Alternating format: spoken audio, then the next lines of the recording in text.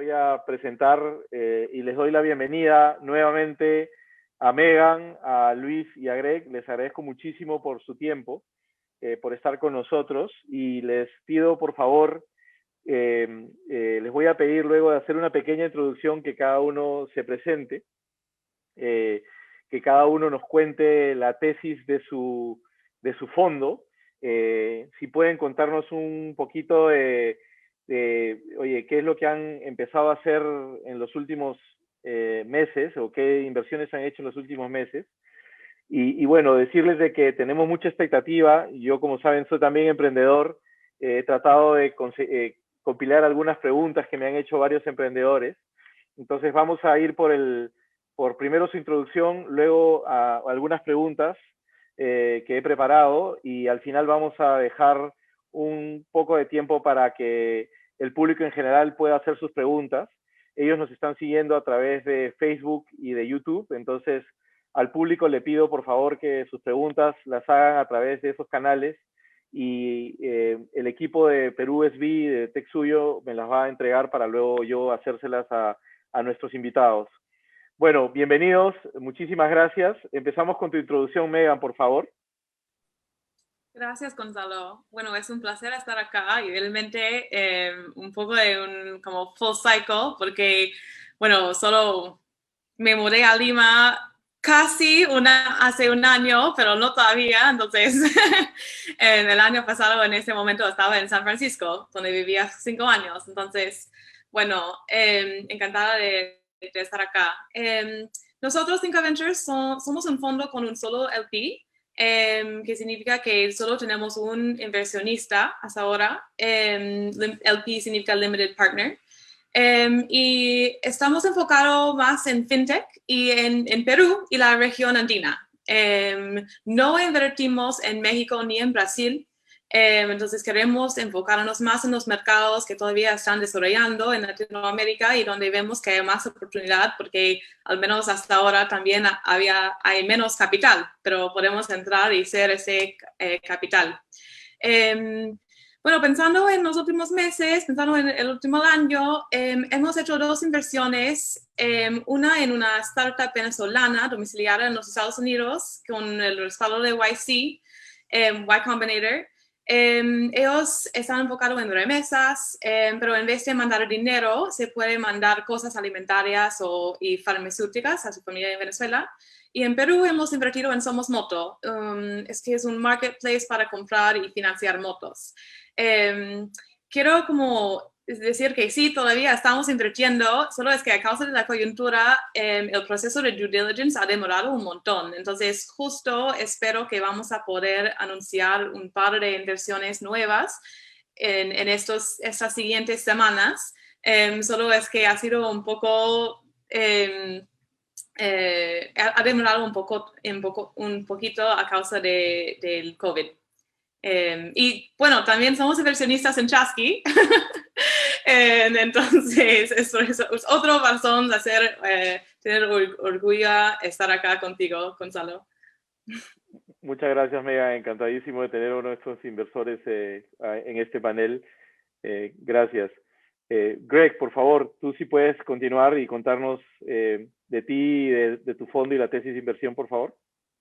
Muchas gracias. Muchas gracias por la invitación, Gonzalo.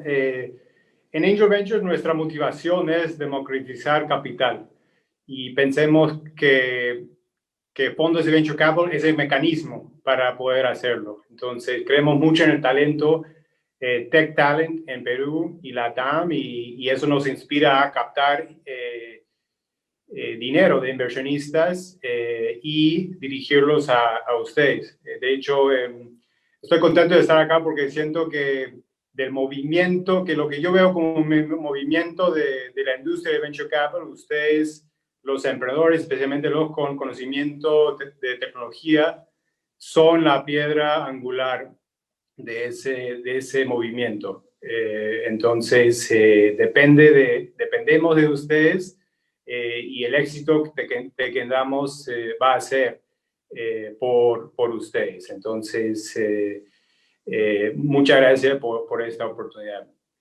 Estamos invirtiendo actualmente a través de un fondo semilla Es el primer fondo de Venture Capital peruano. Es un fondo de $2 millones de 24 inversionistas individuales y hemos hecho 13 inversiones. Y nuestro tesis es invertir en equipos excepcionales justo en el momento de que estén listos para escalar a nivel regional. Para nosotros un equipo excepcional es un equipo diverso, con capacidades complementarias. Normalmente hay tanto conocimiento tech como capacidad de armar y crecer equipos, que vemos como capacidades importantes, necesarias para una startup exitosa en Latinoamérica. Algunas de las inversiones que hemos hecho que creo que hablan de nuestro tesis y nuestro posicionamiento como pioneros en el ecosistema y inversión en Perú. Éramos una de las primeras inversionistas en Blazing SQL, que es una startup liderada por Rodrigo Aramburu, tiene equipo tanto en Estados Unidos como en Perú. Y otro equipo con una dinámica similar es Mtor. Los founders Gabriel Pugliatti y Oriana Fuentes tienen tanto equipo en Estados Unidos y como Perú. Y los dos equipos también, dentro de los mismos equipos, alta capacidad de tecnología y interés en motivar y inspirar personas en su equipo. Entonces yo creo que esos son algunos inversiones idóneas de ustedes y encantado de estar acá y escuchar y contestar sus preguntas. Muchas gracias, Greg. Espectacular. Dale, Luis, por favor, adelante contigo. Estás en mute, Luis. Ahí está, perdón. Ahora sí. No, estaba agradeciendo, gracias Gonzalo por la invitación y la confianza y el equipo de Texuyo. Mi nombre es Luis Daniel Arbolú, soy uno de los partners en Salcantay o Salcantay Exponential Fund, que es el nombre del fondo. Es un fondo de VC, estamos en Perú y también con presencia en Estados Unidos. Yo estoy acá en Silicon Valley. Patrick McGuinness, que también es socio del fondo, está en Nueva York. E invertimos en la región latinoamericana hispanoparlante, con un enfoque sobre todo en la región andina, en Colombia, en Ecuador, en Perú, en Bolivia, también estamos viendo Venezuela y Chile y México con mercados de expansión, es decir, donde las compañías que estamos invirtiendo están entrando, o la última inversión que estamos haciendo, bueno, ya hemos firmado, pero no la puedo anunciar todavía, es una fintech mexicana muy grande que también está entrando a Colombia y a Perú, con una fuerte inversión de fondos globales y estadounidenses también. Invertimos en compañías que tengan, nosotros llamamos la capacidad de cerrar la brecha. Si uno piensa en Latinoamérica, cuando éramos chicos, o inclusive antes, hace 50, 40 años, era una sociedad mayormente rural, enfocada en economía no de bienes de consumo, sino de materias primas, con mala educación. Habían 2 universidades cuando uno salía del colegio y cuando las empresas estaban cerradas a su mercado, no había integración. Fast forward al 2020, a esta década, tenemos, es la región más urbanizada del mundo. El 80% de la población vive en ciudades y megaciudades. Ciudad de México, Buenos Aires, Lima, son las 3 ciudades más grandes hispanoparlantes y son las ciudades de Latinoamérica. Universidades, y se saltó, también en Latinoamérica se saltó la revolución industrial. Se fue de materia prima, minería, agricultura, a servicios y conocimiento. Se saltó las fábricas, se saltó las grandes industrias. Entonces esto ha creado una dinámica en la que hay una brecha gigante de servicios financieros, como se ha visto durante estos tiempos. Entonces, inversiones en ese espacio, de salud, en educación y sobre todo en servicios a empresas, B2B. Ahora las empresas tienen que competir, tienen que crecer, el consumidor digital ya no es el que era antes y entonces tienen que estar mucho más abiertas a nuevas tecnologías. Invertimos usualmente en etapas tempranas a crecimiento entre semilla y serie A y un par de postas. Hemos cerrado 4 inversiones desde la pandemia en empresas de B2B, de tecnología de reclutamiento, en una compañía de B2B de clases de inglés y como local training, corporate training.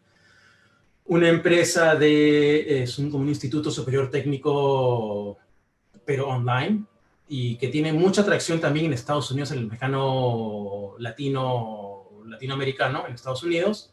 Y lo que estamos cerrando es una fintech mexicana que hace adelanto de pagos y está creciendo también primero a Colombia a principios del año que viene y también ya trabajando con ellos para que entren a Perú a través de una alianza. Buenísimo, Luis. Oye, felicitaciones a los tres por unas tesis bien pensadas, bien estructuradas y obviamente apoyar a los emprendedores latinoamericanos y a varios emprendedores peruanos. Me encanta estar con ustedes porque, bueno, a Luis lo conozco de nuestra vida pasada juntos en Google. Mega es inversora de Chasqui, y en el caso de Greg, porque desde hace mucho que Greg viene batallando en el ecosistema de emprendimiento en el Perú, desde que uno de los principales puntales del ecosistema. Les agradezco por todo su apoyo. Bueno, vamos a las preguntas, chicos. ¿Qué les parece? A ver, la idea es entender qué es lo que buscan los inversores, ¿no? Y en la audiencia hay personas que algunos son potenciales emprendedores, otros ya son emprendedores que de repente tienen una empresa recién empezando, otros son empresas ya un poco formadas, otros inclusive buscando Serie A o más adelante, y el público en general. Entonces, quisiera que me ayuden a que toquemos todos los ámbitos del tamaño de las empresas que buscan capital. Entonces, quisiera hacer la pregunta general de, oye, ¿qué es lo que busca un inversor en una empresa o en el fundador cuando éste está buscando capital? Te pediría a ti, Megan, que empieces, por favor, si puedes centrar tu respuesta en las startups que están en edad temprana, ¿no? En estadio temprano. Por favor. Claro, bueno, buena pregunta. Y especialmente porque, bueno, en las etapas tempranas no hay mucha información para evaluar, ¿no? Entonces, por lo menos yo solo puedo como decir para nosotros, pero nos enfocamos en las siguientes 5 cosas. Tener un equipo diverso y muy capaz, con visión, grit y experiencia relevante al sector. En un gran mercado, es decir, como el TAM, Targeted Addressable Market, poner el cliente primero, un producto innovativo y escalable, y eso es decir que debe tener algo que ver con la tecnología, y estar en el camino a rentabilidad. No es que necesita ya tener rentabilidad, pero debe estar en el camino, y creo que eso es algo que ya a causa de la coyuntura todo el mundo está mirando ese tema, ¿no? Aunque claro que me imagino que hay unos que están escuchando eso de Silicon Valley, donde eso no siempre ha sido algo en que hemos enfocado, pero creo que ya tiene más relevancia. Y si puedo, me gustaría profundizar un poquito sobre ese tema de diversidad e inclusión, que realmente creemos que es muy bien importante, porque, bueno, sabemos que equipos diversos son más innovadores y resilientes. Es un tema que para startups es demasiado importante, ¿no? Y por ejemplo, al inicio de este año, el Kaufman Fellows lanzó un reporte sobre diversidad e inclusión en Venture Capital, y mostraron que aunque solo 20% del funding o capital va a equipos con diversidad étnica, esos equipos diversos en el tema de etnicidad tienen retornos de 30% más que los equipos que solamente son con personas blancas. Entonces, realmente ese tema de diversidad como gana, tiene sentido, como it makes sense, como decimos en inglés, con un C. Entonces, y también vemos esto a lo largo plazo también, con compañías más grandes. Por ejemplo, McKinsey ha hecho unos estudios sobre los últimos 6 años que mostraron que compañías con equipos con diversidad de género son 25 más probable de tener mejores retornos, y con diversidad étnica 36% más probable de tener mejores retornos, ¿no? Entonces, cuando hablamos sobre diversidad, para nosotros no es solamente un nice to have, es un need to have. Muy interesante, Megan. Ese último punto, sobre todo, porque estamos viendo muchísimas muchísimos emprendimientos que no toman en consideración ese punto. A veces tengo algunos compañeros emprendedores en donde visito sus compañías y son puros hombres, por ejemplo, ¿no? Entonces, muy interesante el punto que tú traes. Me gustaría ahora invitar a Greg a que se centre en las inversiones intermedias, ¿no? ¿Qué es lo que se busca en empresas, digamos, que ya pasaron los primeros meses? Y también te pediría, Greg, si me ayudas a explicarle al público por qué por lo general se usan instrumentos como las notas convertibles o los SAFEs en ese estadio, ¿no? Adelante, Greg, gracias. Bueno, muchas gracias.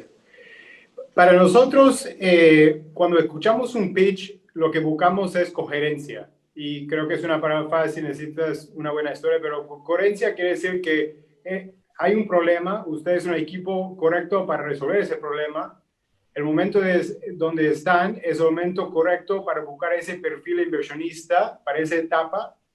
Y el monto que quieren levantar es el monto necesario para lograr el hito que quieren lograr. Entonces, coherencia en ese sentido de la ronda es necesario. Y el equipo, como menciona Megan, tiene que ver la coherencia con la historia. De las inversiones de nuestro fondo, 53% tienen un co-founder mujer, y esas son de las mejores de nuestro portafolio. Entonces, creo que el equipo es fundamental y la capacidad técnica, tanto de manejo de personas y liderazgo, es lo que buscamos en esos equipos. Sobre los Safe Notes, de nuestro portafolio tenemos 13 empresas. De las 7 que han levantado con Safe o quasi Safe, todas han levantado dinero en los últimos 12 meses a un valuation mayor que nosotros entramos. Y digo eso porque indica que un SAFE ayuda en agilidad de levantar más fondos, aún en tiempos muy difíciles. Entonces, no es la única forma, pero en un mercado como nuestro, cuando la eficiencia es en el lado de capital, no de talento, mientras más puedes crear una estructura y empresa que agilice el proceso de levantamiento, más vas a aumentar sus probabilidades de levantar capital y por lo tanto poder regresar a trabajar. Entonces, eso es algo que hemos observado en los SAFE, la facilidad de seguir levantando dinero. Buenísimo, Greg. Muchas gracias por tu respuesta. Muy interesante los SAFEs y es un documento que le recomendamos a los emprendedores encontrar, ¿no? Y buscarlo. Pueden encontrar en internet. Y Combinator ha publicado un SAFE y es un instrumento muy interesante, como tú dices, para levantar dinero rápido en tiempos difíciles de levantar, ¿no? Ahora, Luis, te quisiera pedir a ti, por favor, si nos puedas contar en qué buscan ustedes los inversores en startups en procesos más maduros, ¿no? Como una pre-serie A o una serie A, por favor. Sí, no, perfecto. Nosotros hemos invertido, creo que si ven nuestra curva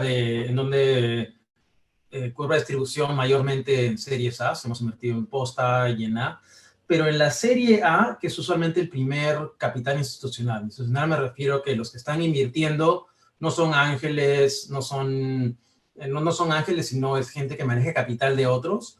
Ahí están buscando dos cosas en particular. Uno es tracción.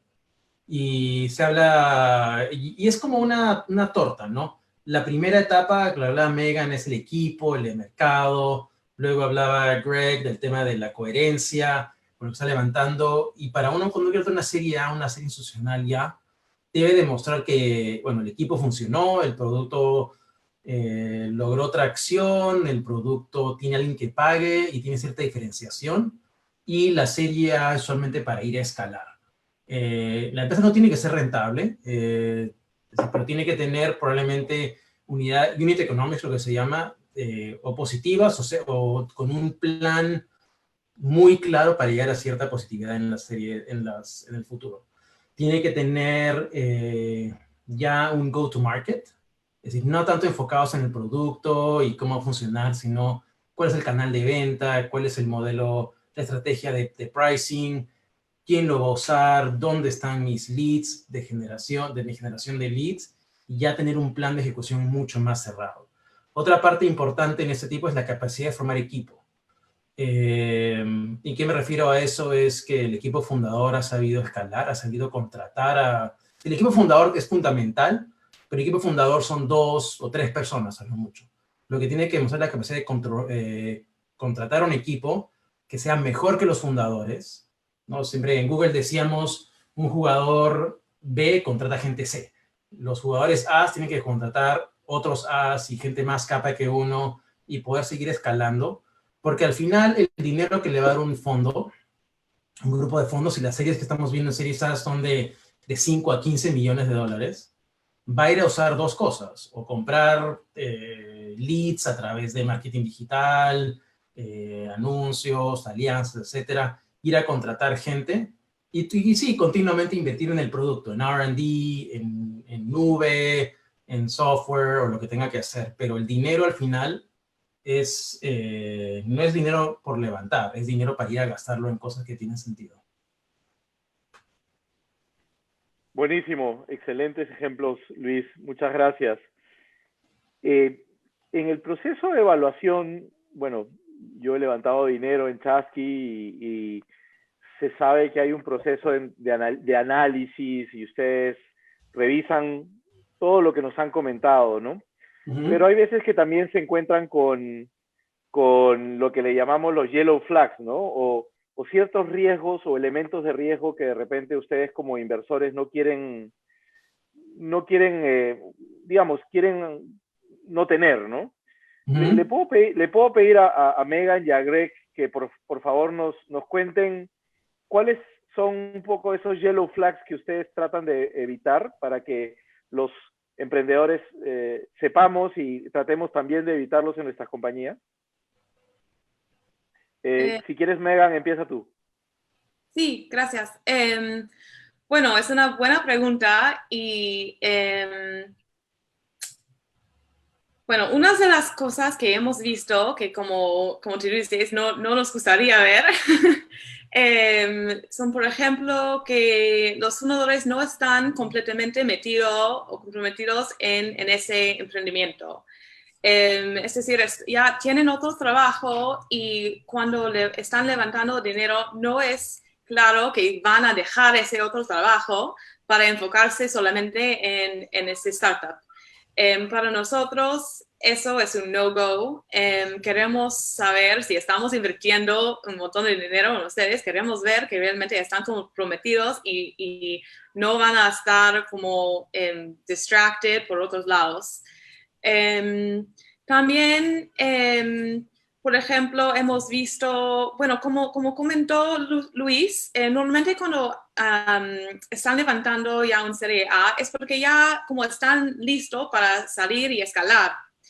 Pero hemos visto aún en nuestra etapa que nosotros entramos en Serie Semilla, que a veces el equipo nos dice, bueno, ya como yo tengo experiencia de McKinsey o cualquier, donde yo he lanzado como diferentes equipos siempre como a la misma vez en 13 países. Entonces ya tengo esa experiencia, voy a hacerlo con mi startup. Es como, espérate un poquito, ya tienes product market fit, como ya has probado tu producto en tu mercado de casa, de your home market.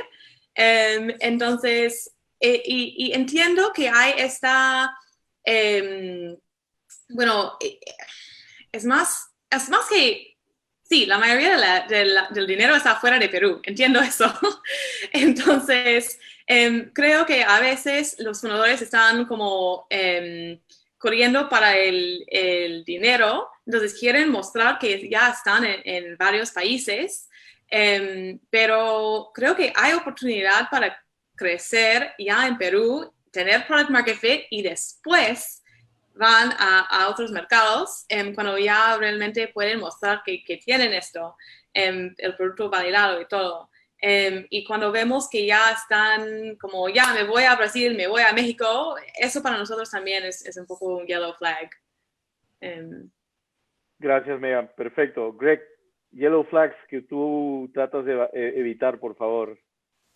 Bueno, un yellow flag para mí es cuando en una dinámica entre el founding team no puedo entender cómo toman decisiones y cuáles son los roles de cada uno y que no hay un match entre la estructura accionaria de la empresa y los roles y la persona que sí está en la cancha haciendo el trabajo. Entonces, buscamos que haya alineamiento de incentivos en ese cap table y que los founders puedan explicar su forma de toma de decisión entre ellos. También algo muy importante es poder explicar su prueba y error en lo que van a hacer. Y queremos emprendedores con mucha aspiración, con que querer conquistar toda la región, pero a la vez esperamos que cuando lleguen a nosotros, si es su aspiración, ya han testeado de alguna forma lo que van a hacer.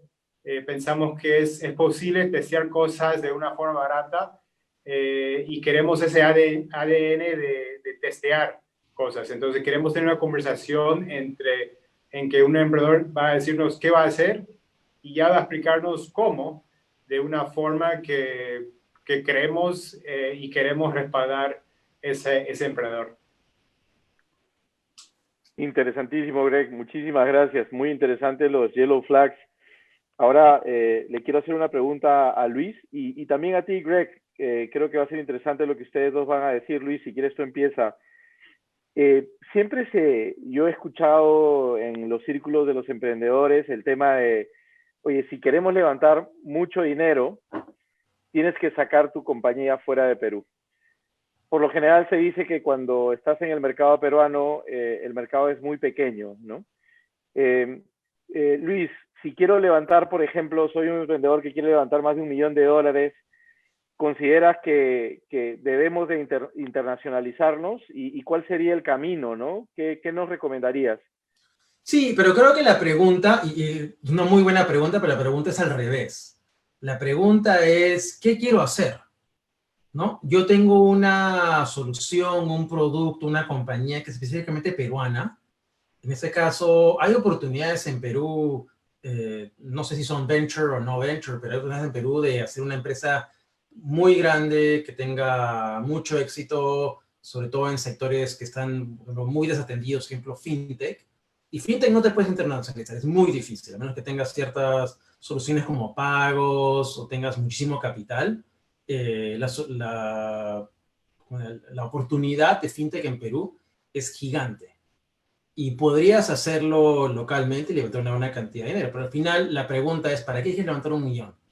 Puedes levantar 500 y hacerla bien, te va a ir mejor, te vas a licuar menos, va a tener menos inversionistas ahí mandándote WhatsApp a medianoche preguntando por tu plata, pero la pregunta es, ¿qué quieres hacer? Si tu plan es una compañía global, porque ves que es una oportunidad global, o regional, o pan-latino, como quieras, entonces es tu oportunidad. Jala la oportunidad, busca inversionistas que tengan ese perfil. Creo que Megan estaba hablando de, quiero ir a México y Brasil. En México y Brasil hay usualmente 20 competidores que no conoces. Puedes ver Colombia, puedes ver Ecuador, puedes ver Chile. Al final tienes que entender tu mercado. Y si tu mercado te dice, bueno, tu oportunidad y tu producto, sabes que va a funcionar mejor en México, ve a México, ya hazlo en México y levanta dinero en México. Ahí lo hizo, por ejemplo, Runa. Runa no lanzó en Perú, lanzó en México porque hacía más sentido hacerlo en México. Y así como hay compañías que ahorita hay muchísimos emprendedores extranjeros yéndose de país a país. Venezolanos en México lanzaron Kavak. Una compañía que hemos invertido son españoles que han ido a México. David, no sé si lo conocía, estaba acá, pero David se fue de Colombia a Brasil a hacer Nubank. Brasil, ¿no? Las oportunidades están en todos lados y ahora uno se puede ir por un tiempo, ahora remotamente no existe las oficinas, entonces busca tu oportunidad, entiende tu oportunidad y machea, como decía, tiene que haber coherencia también, como decía Greg, de con qué estás levantando, para qué y de quién. Entonces todo tiene que tener un plan, porque a veces la gente levanta por levantar, se ha convertido en una especie de competencia. Yo levanté 10, entonces soy más capo que levantó 5. Al final es quién va a ganar en la cancha. buenísimo ese tema, ¿no? Porque a veces vemos compañías levantando muchísimo dinero y como tú bien dices, lo importante es de repente pasar el valle de la muerte o saber usar adecuadamente ese dinero para llegar al siguiente hito, ¿no? Muy interesante cómo también le diste la vuelta a la pregunta. Greg, ¿qué comentarías tú al respecto? ¿Cómo la ves la internacionalización y qué nos puedes recomendar como inversor y qué buscarías en empresas? Sí, de acuerdo con Luis. Hay casos de éxito de Perú. Amparo Navarte y Nicolás Zipasi, ellos armaron Kulki y vendieron a BCP y todos los inversionistas hicimos dinero. Entonces fue un caso de startup exitoso en todos los sentidos. Algo que creo que da internacionalización y más que eso es nacer internacional. Y ustedes que están en Silicon Valley saben mucho más que yo, que la cultura de la empresa es todo. Es más importante que estrategia. Entonces, si empiezas una cultura remoto o semi-remoto, vas a poder tener las mejores personas, vas a poder de una vez tener una comunicación fluida y vas a poder tener una estructura de venta internacional con las mejores estrategias y tácticas mundiales. Y si el última meta es eso, mejor empezar con eso, porque empezar con algo muy local puede ser más difícil y más caro ir de un país a otro, y uno lo ve más difícil. Tenemos que ir acá, tenemos que entrar a otro país, cuando realmente puede ser tan sencillo que como entrar a una ciudad o una persona, encontrar a alguien remoto y ver cómo funciona. Entonces, sea lo que sea, motiva mucho a la gente a empezar sus equipos con esa cultura ágil, remoto, para poder internacionalizar muy fácil o empezar de esa forma como equipo. Gracias, Greg. Súper interesantes sus respuestas. Quisiera empatar eso de la búsqueda de, tu horizonte, tu camino, tu mercado, con el hecho de que cada vez más se ve en Latinoamérica fondos de Estados Unidos invirtiendo en empresas latinoamericanas. Ha habido fondos de Estados Unidos invirtiendo en emprendedores peruanos también, empresas de emprendedores peruanos. Me gustaría preguntarle primero a Megan y luego a Luis, ¿cómo podemos hacer para que más fondos de Estados Unidos inviertan en startups peruanas? ¿Cómo la ven, no? Megan, por favor, tú primero. Bueno, esta es una de mis pasiones, atraer más capital de Silicon Valley a Perú y ayudar a crear estos puentes. Es por eso que me mudé. Entonces, bueno, aunque tradicionalmente se ha dicho que muchos venture capitalistas en Silicon Valley solo invierten en el área como del 7x7 de San Francisco, eso está cambiando, como dices. Entonces, ciertamente estamos viendo más y más fondos en la bahía mostrando interés en las startups latinoamericanas. La cosa es que como tradicionalmente no tienen boots on the ground, puede tomar un poco más tiempo para que se sientan cómodos invirtiendo en un mercado que no conocen tan bien, ¿no? Pero creo que ahí es donde fondos como nosotros y Salcantay pueden ayudar con redes, tanto en América Latina y en Silicon Valley. Yo veo que hay unas barreras entre cómo lograr esto y uno es el lenguaje, inglés. Es una barrera para muchas startups latinoamericanas su nivel de hablar inglés y, por ejemplo, el inglés en sus decks. Es lamentable y una razón porque yo hablo español también, o espero que esté bien, es porque yo creo que es muy importante como estadounidense hablar español cuando estoy juntando con startups hispanohablantes. Es muy importante hacer que se sienten cómodos, pero la realidad es que cuando llegan a Silicon Valley van a tener que hablar inglés, hacer su pitch en inglés, tener el deck en inglés, todo eso. También hay unas barreras culturales. Por ejemplo, Bueno, claro que la gente lleva hoodies y vests, y así que puede parecer informal, pero la manera en que te comportas es muy importante. Hay una cultura americana que es un poquito particular, que por ejemplo, bueno, como dije, vale la pena revisar el inglés de su deck y tener a alguien que, como yo por ejemplo, ayuda a nuestros portafolios cuando tienen un deck, quieren revisarlo su inglés, yo lo hago, ¿no? Porque soy native speaker. También algo que veo mucho es como es muy importante hacer un seguimiento dentro de las 24 horas de una reunión. Eso es algo también es muy importante para mí y me gusta verlo acá, pero en Silicon Valley es importantísimo. Y finalmente como temprano es puntual es tarde y tarde es inaceptable.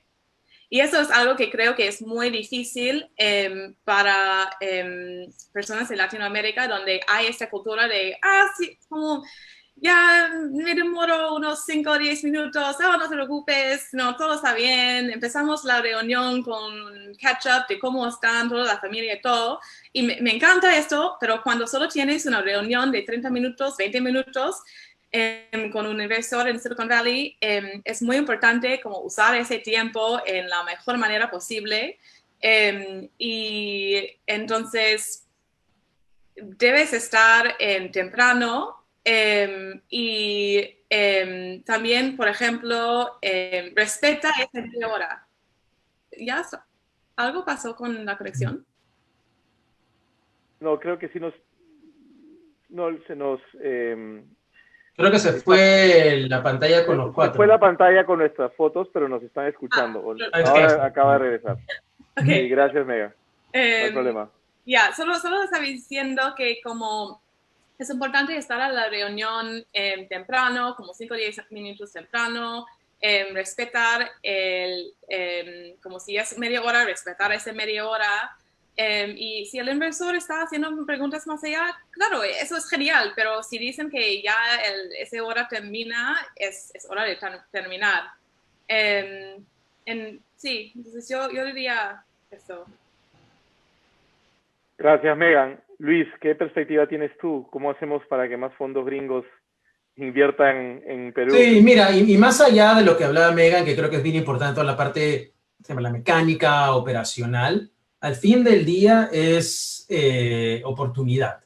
Entonces, lo que hay que hacer aquí es crear una compañía suficientemente grande con tracción. Un fondo gringo nunca va a ser el primer cheque que va a recibir una compañía peruana. Va a ser muy difícil. Ha pasado, digamos, en Nubank, porque, bueno, David trabajaba en Sequoia antes, entonces fue fácil. Pero nunca va a pasar, digamos, Juan Pérez de Perú con un startup, va a llegar a Silicon Valley. Mucha gente llega, voy a levantar para Silicon Valley. No funciona así. Tienes que generar, la gente dice, un universidad invierte en líneas, no en puntos. Tienes que generar tracción, comunicación, updates. Consíguete un primer inversionista, un segundo inversionista que tenga esa capacidad de llegar a gente afuera. Por ejemplo, todas las inversiones que hemos hecho nosotros hasta ahora han sido con fondos como QED, como Rich Capital, como AllVP, como Social Plus Capital. Entonces son con ya compañías con las que ya han agarrado cierta atracción y son fondos globales, americanos, que están viendo Latinoamérica y viendo Latinoamérica con muy buenos ojos, pero nunca es el primer cheque. Y otra cosa también, estamos hablando de fondos gringos, ahora hay fondos brasileños viendo fuera de Brasil, sobre todo Colombia y Brasil, pero también empezando a hablar con compañías peruanas, fondos mexicanos, muchos están muy activos en Perú, los OVPs, los DALUS, los IGNIAS, y por ejemplo ICASEC también, fondos argentinos o del sur de la región, que han invertido en compañías como Tienda Pago, que están convirtiendo en compañías sobre todo muchas en Colombia, en FinTech, y la oportunidad en Perú está ahí. Es cuestión de nuevo, trabajarlo de una manera lógica, no tratar de escalarte leves a la primera, quiero que Andreessen invierta en mi primera ronda, semilla, no. Trabaja primero, crea atracción, consigue inversionistas que conozcan gente ahí, que te puedan llevar, jálate otro fondo que tenga cierto track record de haber invertido en compañías y se va creando una un trabajo, no es, creo que mucha gente piensa que todo sucede en un año, ¿no? Tú, Gonzalo, lo conoces mejor que nadie. Esto Sí, el overnight success toma años en crear, ¿no? totalmente, ¿no? Es un camino largo y si han visto siempre ese slide de que el camino no es así directo, sino es así un roller coaster y lo otro que también es que ir generando hitos, ¿no? Exacto. No es llegar, no llegas al estrellato en una, ¿no? Es poco a poco. Oye, voy a recibir dos preguntas del público que me acaban de pasar mis compañeros de Perú SB. La primera es una pregunta que voy a combinar porque es muy similar la pregunta de Lin Mora. Hola Lin, un amigo emprendedor y también de Travelecto Community, que nos preguntan por cuál es el yellow flag que específicamente ven ustedes relacionados a empresas donde solamente tienen un founder, ¿no?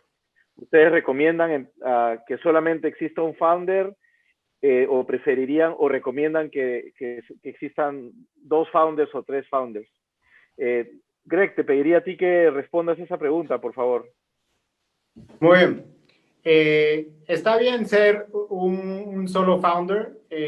Creo que los equipos se va armando. No siempre puedes encontrar la mejor persona idónea para tu empresa al momento de arrancar. Y probablemente no es la mejor idea empezar con tu mejor amigo una empresa. Puede ser, pero no siempre. No hay una regla. Y si tienes un problema y solución, vaya armándolo y creándolo, ¿no? Creo que el red flag de un solo founder puede ser un yellow flag o red flag, pero si esa persona muestra capacidad de inspirar a otra persona, crear un equipo complementario, creo que Luis mencionó captar gente A mejor que uno. Entonces, esas son las formas que un solo founder puede mostrar a inversionistas su capacidad de armar equipo. Muchísimas gracias. Le voy a hacer esta siguiente pregunta a Luis, que ha tenido inversiones con empresas un poco más desarrolladas. Víctor Laguna nos pregunta desde Facebook, cuando ustedes invierten en una startup, ¿también ayudan a las startups en otros temas como hiring, como conseguir fondos de otros lados, como conseguir mentores para los CEOs o los CTOs? ¿Qué tipo de ayuda dan ustedes como fondo, Luis, por favor? No, 100% de acuerdo, y creo que ese es el rol fundamental de un VC. Es decir, no es un socio financiero, esa palabra es al final un socio y va desde temas de gobernanza, de participar en directorios, hasta temas de ayudar en hiring. Por ejemplo, estamos viendo una compañía para conseguir un director de marketing para LATAM, y que es basado o en Colombia o en México o en Perú, que pueda ser B2B. Entonces tenemos usualmente, porque hemos trabajado en otros startups, en otras compañías, o el network de ex-Googlers, o el network de las universidades, ayudamos a conseguir a gente para roles específicos. También ayudamos mucho en general en temas de conseguir otro capital. Al fin del día nunca o raramente un fondo invierte solo. Entonces usa la red de coinversores, de previas inversiones o de amigos que trabajaban en un fondo antes en otro fondo. Entonces conseguir más capital, ya sea en esta ronda, para llenar una ronda si todavía hay espacio, o en rondas futuras. Y finalmente también a veces meterse en temas más de la operación. No me refiero a meterse a trabajar. Por ejemplo, yo tengo cierto expertise en cosas como ventas B2B. ¿No? Crear canales y el manejo, porque lo que he hecho antes, temas de métricas, B2B, entonces trabajo solamente con la gente de ventas en las compañías en generar esos dashboards, ¿no? Porque son los mismos dashboards que usábamos en Google, ¿no? De velocidad de ventas, de cierre, etcétera, etcétera, y recrear eso. Al final es bien importante y creo que también se está viendo el tipo de VCs, van menos de ser ex banqueros, haber sido product managers o gente de negocio o gente que ha trabajado en compañías, porque tiene más pendiente o más presente esas necesidades de generar una compañía, ¿no? Buenísimo, sí. en mi vida como emprendedor, los mejores consejos y la mejor ayuda ha llegado de precisamente nuestros inversores, ¿no? Y ese tipo de expertise como el que tú mencionaste, oye, cómo armar una estrategia B2B de ventas, es muy valioso porque es un consejo que es unbiased, ¿no? Todos estamos alineados en tratar de sacar lo mejor para la compañía.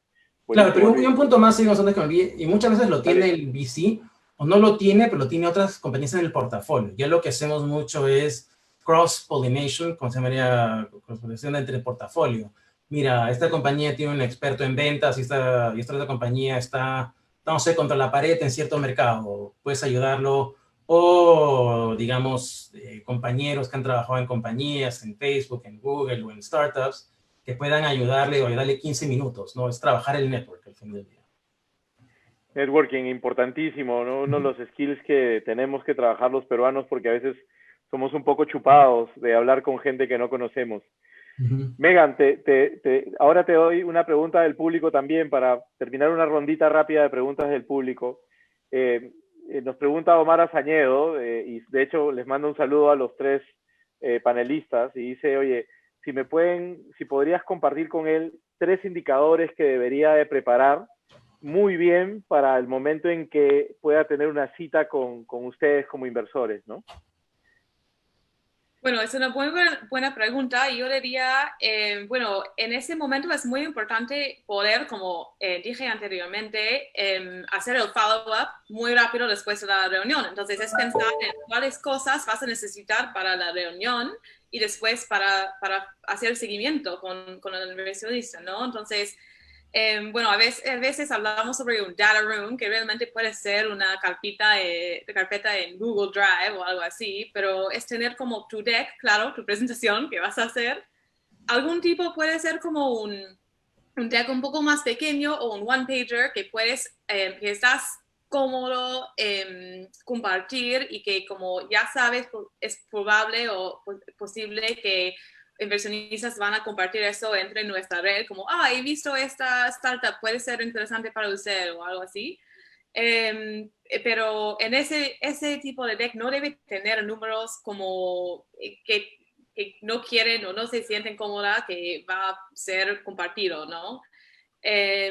Y también como es muy importante saber cuánto quieren levantar, como un SAFE, equity, convertible note, y ya tener esos documentos que, como ya fue mencionado, es posible, por ejemplo, usar la plantilla de SAFE de YC también si tienes una SAC en Perú, por ejemplo, PECAP, justo en estos meses va a lanzar unas plantillas de SAFE para Perú, que también va a ayudar un montón de compañías, me imagino. Y yo siempre también digo, haz tu tarea, ¿no? Como investiga sobre estos inversionistas para poder, cuando se acerca a esos inversionistas, para poder hacer algún tipo de lineamiento. Siempre encantada de tener cold emails, ¿no? No soy alguien que va a decir necesitas tener un intro para mí, porque yo creo que esa necesariamente como bloquea a un montón de personas que queremos llegar a esas personas. Como dijo Greg, Venture Capital puede ser algo que democratizar acceso. Pero sí, como si no eres un fintech y me escribes, debes tener una razón porque estás escribiéndome, porque probablemente no vamos a invertir si no tienen algo que ver con ese lado financiero. Entonces, es solo eso, ¿no? Como, ya. Buenísimo, Mega, muchísimas gracias. Estamos llegando a la última parte del panel y me gustaría hacerle una pregunta a los tres, que sería la última pregunta. ¿Cómo ha afectado la pandemia el proceso de levantamiento de capital y cómo ha afectado el proceso de análisis que ustedes tienen, digamos, de las empresas, ¿no? ¿Se ha vuelto más ácido? Megan, tú mencionaste algo al principio, ¿se ha vuelto más complejo? ¿Cómo lo están viendo, no? Si lo pueden dar en 1 minuto, les agradecería. No sé si puedes empezar tú, Luis, luego Greg y terminamos con Megan. Adelante. Sí, no, mira, en nuestro caso, irónicamente, lo hemos acelerado. la parte de inversión, bueno, por varias razones, porque levantamos más capital y también porque hemos invertido en compañías en las que ya conocíamos. Y por eso mencioné al principio, la inversión se hace en líneas, no en puntos, ¿no? Tal vez porque invertimos no en la primera etapa, pero hemos hablado con ellos previo y vemos cómo van creciendo. Y las empresas que demostraron crecimiento durante la pandemia, para nosotros era como el doble golazo, ¿no? Estaba yendo bien antes y con pandemia, el otro día hice una reunión y le dijo, la pandemia no ha cambiado nada, ha acelerado todo. Y en los sectores que nosotros vamos viendo de inclusión financiera, de educación online, de temas de pagos virtuales, etcétera, todo lo ha acelerado. Entonces, las compañías que han sabido correrse esa ola, hemos invertido. Y mucho de lo que hacemos en due diligence, mira, lo hemos hecho 100% virtual y a través de Zooms o Google Hangouts o reuniones virtuales, porque, mira, ya no vas a ver como hacía un banco antes, tenía que ir a ver, mira, cuántos edificios tienes, cuánta gente hay en la oficina. Esos son métricas de la década ni siquiera pasada, antepasada, ¿no? Ahora puedes ver a través de varios indicadores online cómo va su tráfico, ¿no? Te lo pueden presentar o puedes jalártelo de Alexas o de A9s o de SimilarWeb, cómo están yendo, qué tipo de tracción tienen. Si el mundo está online, tu due diligence también puede ser online. Nosotros vemos que está acelerado, en cierto modo. Y también se ha visto en las rondas que has visto últimamente, ¿no? Sobre todo en Latinoamérica, rondas muy grandes en México, compañías como Justo, como Kavak, como los levantamientos que acaba de hacer Chipper o Muy en Colombia. Entonces, en verdad no vemos ninguna desaceleración durante este momento. Gracias, Luis. Adelante, Greg. Muy bien, para nosotros dos cosas. Uno es caja y otro es tendencia sectorial. Entonces, además del due diligence que hacemos, queremos que la empresa tenga suficiente caja. Antes quizás estábamos muy dispuestos a tomar el primer cheque sin que haya otra ronda, más rondas, pero ahora el enfoque en que el emprendimiento tenga suficiente caja para sobrevivir o expandir durante 12, 18 meses es muy importante. Y también queremos ver que haya una tendencia favorable en el sector. Hay varios sectores que están creciendo y queremos que eso sea parte de nuestro tesis. Entonces, muchas gracias por la oportunidad de estar acá. Realmente, para mí ustedes son los inversionistas, advisors, emprendedores del futuro de la comunidad de startups en Perú. Y espero que puedan usar nosotros tres como canal de llegar a otros emprendedores, a escuchar de ellos y lanzar y ser advisors y inversionistas en startups acá. Yo solamente estoy ayudando a preparar la cancha para que ustedes puedan llegar y hacer el trabajo. Muchísimas gracias, Greg, también. Gracias por todo tu aporte al ecosistema. Megan, contigo terminamos. ¿Cómo la vieron ustedes? Bueno, la verdad, estoy de acuerdo con todo lo que han dicho Luis y Greg, y solo yo diría que Luis mencionó algo muy importante, que ya habían hablado con esas startups con que acaban de invertir. Y entonces, y también cuando veo a los deals que han cerrado en estos meses pasados, la mayoría son follow-ons de inversionistas que ya habían invertido en estas empresas. Entonces, sí, de verdad, yo creo que ha sido un poco más difícil para emprendedores que no tenían inversión antes, lograr tener inversión ahora. Y una razón por eso es, como dijo Greg, que tener una caja y en que puedes sobrevivir como, bueno, antes estábamos diciendo un año, ahora sugiero como 1 año y medio o más si pueden. Significa que como para nosotros no queremos ser el único cheque que están entrando. Es más importante que antes que co-invertimos, no somos el solo cheque y vemos que realmente están levantando un monto de dinero con que pueden como vivir, como dije, como 1 año y medio o más. Entonces, no, pero yo creo que como las startups que ya han sobrevivido y están como flourishing, creo que es un buen señal para el ecosistema. Entonces, realmente tengo esperanza para todo lo que está pasando en Perú, aún con esta coyuntura, con una cuarentena tan estricta. Yo creo que estamos viendo cosas buenas y paso a paso, ¿no? Estamos avanzando. Buenísimo. A mis amigos emprendedores que están viendo esta charla se han quedado con muy buenos comentarios de 3 de las personas que están haciendo más deals en el Perú.